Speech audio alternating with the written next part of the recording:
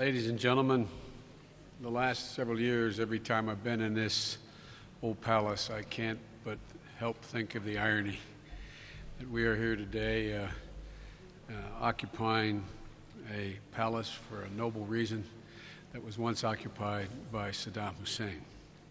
Secretary Gates, Admiral Mullen, General Mattis, General Odierno, General Austin, Ambassador Jeffrey, our distinguished and honored Iraqi leaders and military. It's an honor to be with you today. It's an honor to be joined by such a distinguished group of Americans and Iraqi commanders and civilian leaders. Bound together, I might add, by, as a nation, we are now bound together as well by years of shared struggle and significant sacrifice. In the pre-dawn hours of March 20th, 2003, columns of coalition troops set off across the desert and marshlands from Kuwait en route to Baghdad. Last week, after 7.5 years that tested our mettle like no conflict in recent American history, the last of our combat units followed that same dusty highway out of Iraq on their way home. As President Obama declared in the Oval Office last night, the United States has now ended our combat mission in Iraq, and Iraqi troops are taking lead responsibility for their country's security. We've kept a promise made to the American people and to the people of Iraq by drawing down our forces to roughly 50,000. And we're on track to remove all of our troops by the end of next year, according to the agreement signed by President Bush, made with the Iraqi government. Operation Iraqi Freedom is over, but American engagement with Iraq will continue with the mission that begins today, Operation New Dawn. As the name suggests, this ceremony not only marks the change of a command, but the start of a different chapter in the relationship with Iraq. Our remaining troops, I might add as combat ready, if need be, as any in our military, will advise and assist Iraqi forces, support partnered counterterrorism operations, and protect our military and civilian personnel, as well as our infrastructure. We are ramping up our civilian and diplomatic efforts to strengthen Iraqi sovereignty, stability, and self-reliance at the very time we are drawing down combat forces. Our goal is not just a physically secure Iraq, but an economically prosperous and stable one as well. With our Iraqi partners, our hope is to be able to enhance the ties of trade and commerce, increase our cultural and educational exchanges, open consulates in Basra and Erbil, all to ensure that our engagement spans the breadth and length of this country. Our diplomats will support Iraq's efforts to build strong ties with their neighbors and the wider world while working through the remaining obligations at the United Nations. And here in Baghdad, those efforts will be led by an outstanding ambassador, Jim Jeffrey, who may be new to this particular job, but is certainly not new to the region nor to this country. His knowledge and commitment run deep. They go back to his earlier service in the Bush administration as a Deputy National Security Advisor, as well as, at one point, the DCM right here in Baghdad. And he's backed by an extraordinary team of Foreign Service professionals and civilian experts who are moving to the forefront of our effort now. They've always been engaged, but now they're moving to the forefront. People like Aaron Eddy, a former Peace Corps volunteer in Ecuador who now serves outside the wire as a public diplomacy officer on a regional provincial reconstruction team in Kirkuk. Or Madeline Chico, who became an American citizen after her family fled Iraq 3 decades ago and has now chosen to return in 2008 to work with the Ministry of Justice here in Iraq on property rights and rule of law. Or Dave Butzner, a 27-year veteran of the Oregon Police Force, who has since then trained law enforcement officers in Kosovo, Jordan, and Yemen, and who now advises the Iraqi Interior Ministry. Along with our military and diplomats and the civilians in Iraq, they have borne the burden of lengthy deployments, like you in the military, missing anniversaries and holidays, births of children, and the loss of loved ones. This change of mission, to state the obvious, would never have been possible without the resolve and tremendous sacrifice and competence of our military. The finest, if our Iraqi friends will forgive us, the finest fighting force in the world, and I would argue the finest fighting force that ever has existed. And I do not believe that has hyperbole. And that's in large part because it's been led by such a significant group of men and women over the last 3 decades. And I want to thank my friend Secretary Gates for his unique willingness to serve 2 presidents of different parties with differing views, a testimony to Bob's patriotism, his commitment to service, and above all, his determination to see this effort through. He deserves your applause.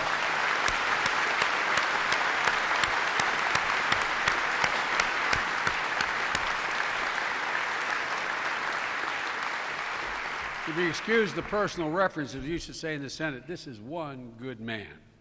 One good man.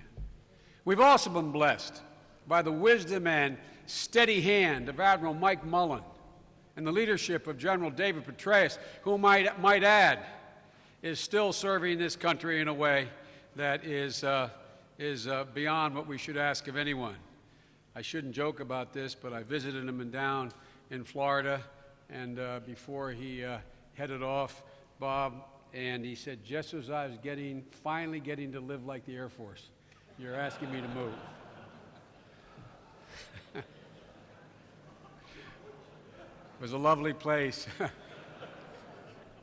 And by the way, we owe his wife and his family as well. And also by General Jim Mattis, who has taken his command. You know, and on his last day of his command, I'd like to especially thank General Ray Odierno. This man is not only a warrior, but a diplomat in the best American tradition. I want to thank him for his exceptional, and I'm not exaggerating, his exceptional service for more than 4 years, leading forces here and working closely with Iraqi political leaders. Many of them sitting here today, and I think they would all acknowledge they have absolute complete faith and trust in this man. General, 4 years and 5 months is an extraordinary sacrifice for both you and your family. And I can only imagine, matter of fact, I know, how joyous your homecoming is going to be, and you richly deserve it. And by the way, you owe Linda big, really, really big. And I would be remiss if I did not, in mentioning the sacrifices that the General has made, like many of you, I would be remiss if I did not recognize his son, Captain Tony Odierno, who made great sacrifice here in Iraq on behalf of his country and was awarded the Purple Heart and the Bronze Star with the V for Valor.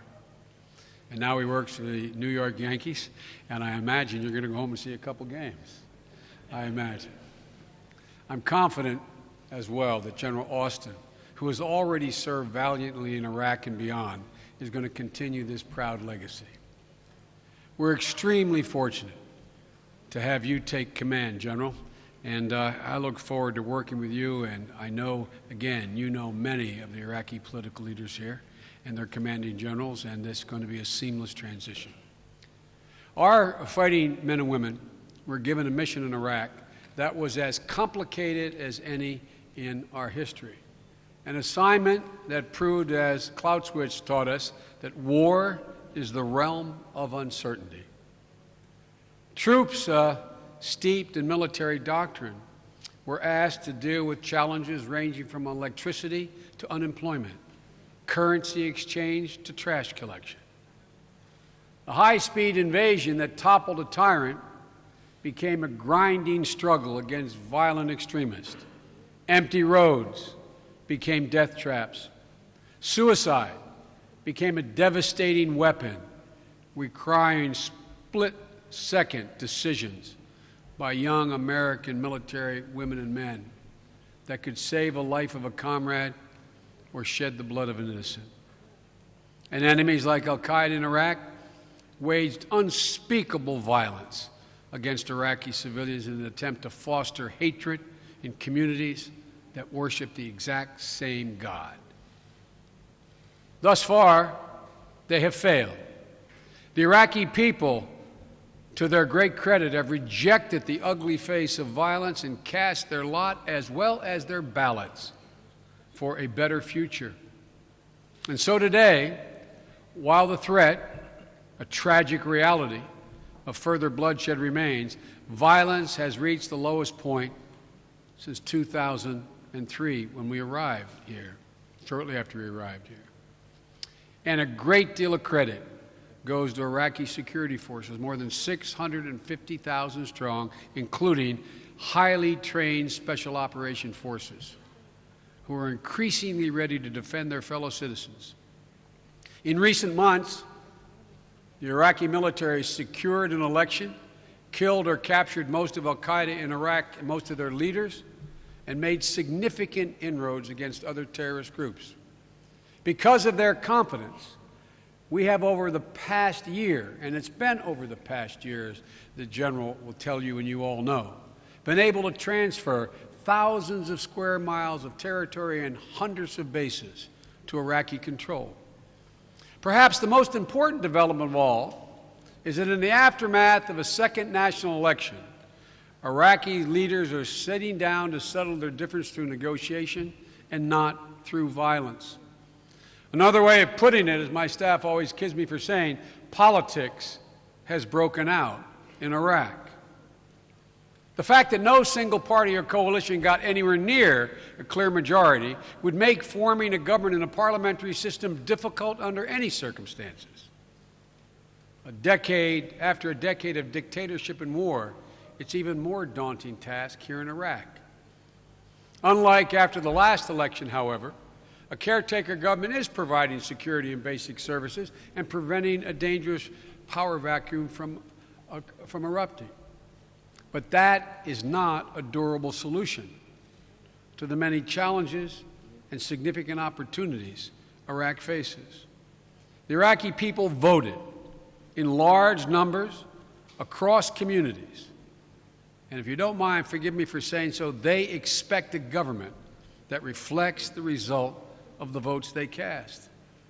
And that's going to require Iraqi politicians to place the national interest above their own, a difficult thing in any country, including ours. It is not our place to tell the Iraqis who should lead, but I strongly urge them to match the courage of their citizens have shown by bringing this process to a close and forming a government. And I trust they will do so soon. Since war is a human endeavor, its contours can never be fully drawn with numbers. But the sheer scope of our commitment to the Iraqi people bears some reflection. More than 1 million American service members have deployed here since the conflict began. And I am in awe of their accomplishments and their significant sacrifices, including all of you sitting before me today. This is particularly true for more than 30,000 troops wounded in action and over 4,408 fallen angels who have made the ultimate sacrifice, along with other members of the international coalition. It's no secret that this war has divided Americans, but they have never shrunk, or either political party has shrunk, from a united support for an extraordinary United States military, for extraordinary service of our troops. As President Obama said last night, now is the time to put these differences behind us and come together to meet the many challenges that remain and that we face at home. Today is also an important acknowledgement it's important to acknowledge the magnitude of the Iraqi losses in this conflict. Tens of thousands of security forces and innocent civilians have been killed. Many times that number have been wounded and displaced. I pray that all those scarred by this war in Iraq come to know the balm of lasting peace. And I truly believe, that their darkest days are now behind them. They have such a great opportunity as they step up to it.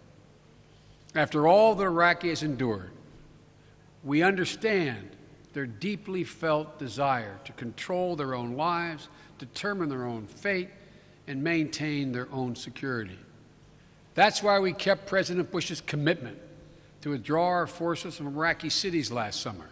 Why President Obama has now kept his promise, made 1 month after he took office, to end our combat mission and draw down to a force of 50,000. And why we will make good on our agreement with the Iraqis to remove all our forces by the end of next year. We gather today in a capital that once boasted the planet's greatest assemblage of universities, hospitals, and museums, a cultural beacon whose centerpiece was a grand intellectual bazaar known literally as the House of Wisdom. In modern times, Iraq has faced hardships most nations cannot fathom, but it is blessed with vast national bounty, natural resources, and the wisdom of the ages lives on in the people here in Iraq, educated, adaptive, and above all, resilient people. This inevitable store of human talent and natural wealth are the tools that can now forge a secure and prosperous future for the people of Iraq. And God willing, you're on the path to fulfill that promise again. We're proud to be your partner. Thank you all. May God bless you all, and may God protect our troops.